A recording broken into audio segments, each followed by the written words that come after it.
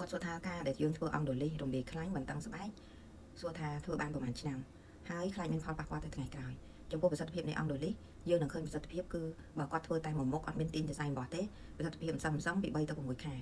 ហើយរយៈពេលដែលបានគឺ2ទៅ3ឆ្នាំហើយបើសិនជាអ្នកនងឯងគាត់អត់ធាត់គាត់អត់មានបញ្ហាស្បែកយាខ្លាំងគឺអាចប្រសិទ្ធភាពដល់ទៅ5ឆ្នាំ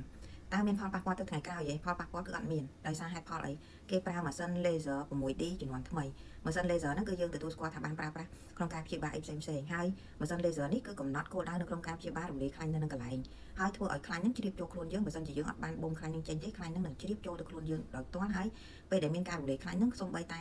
ការហូរឈាមក៏មានដែរដោយសារវានឹងធ្វើការខាត់ឈាមដោយខ្លួនឯងហើយវាធ្វើការស្រូបខ្លាញ់ចូលទៅក្នុងរាងកាយយើងធ្វើឲ្យរាងកាយយើងអាចស្រូបខ្លាញ់នឹងបានហើយបន្តឹងស្បែកយើងពីព្រោះបងប្អូនកណ្ដាលបងប្អូនយើងដែលគាត់បូមខ្លាញ់ចេញគាត់អត់បន្តឹងទេគឺស្បែកគាត់យាអញ្ចឹងអានេះវាមានសមត្ថភាពធ្វើឲ្យបង្កើតភ្នាស collagen ពីក្រោមស្បែកនឹងដោយខ្លួនឯងអញ្ចឹងចំពោះតម្លៃគឺធ្វើទៅតាមទីតាំងបើភ្នែកគេកាត់ផ្សេងបើធាល់បើមុខទាំងមូលគេកាត់ផ្សេង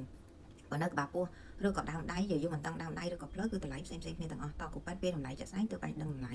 ផលប៉ះពាល់គឺប៉ះពាល់រឿងថវិកាដែលយើងត្រូវចំណាយហើយបើសិនជាយើងគិតថា